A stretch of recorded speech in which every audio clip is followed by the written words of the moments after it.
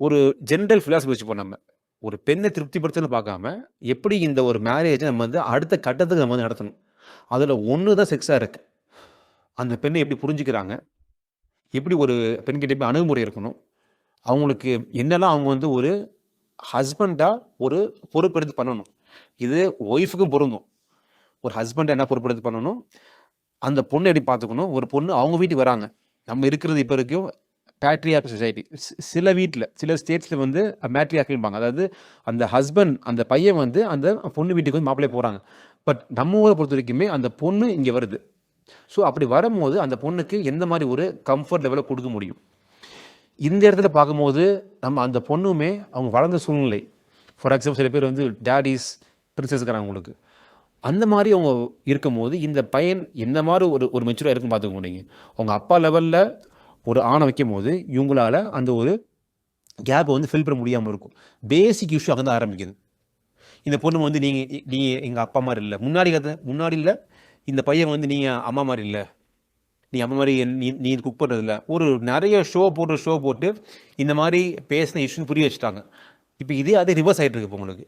நீ என் அப்பா மாரி இல்ல. என் அப்பா இதெல்லாம் பண்றாரு. இதுதான் ஒரு பேசிக் இஷ்யூவா இருக்கு. இந்த இடத்துல இந்த ஒரு இஷ்யூ ஆரம்பிக்கிறது, கடைசி வரைக்குமே இந்த இஷ்யூ வந்து முடிவில்லாம போயிட்டு இருக்கு. அவங்க அதுக்கு முன்னாடியே அவங்க ஹஸ்பண்டா இருந்து உடனே ஃபாதர் ஆயிடுறாங்க. உடனே வந்து குழந்தை பிறந்துருது. அவங்களுக்கு குடும்ப பொறுப்புகள்ல வந்துருது உங்களுக்கு. அவங்களே பார்த்தீங்கன்னா, கரெக்ட்டா அப்பதான் மேரேஜ் அப்போ ரொம்ப வந்து பொறுப்பு வரும் உங்களுக்கு.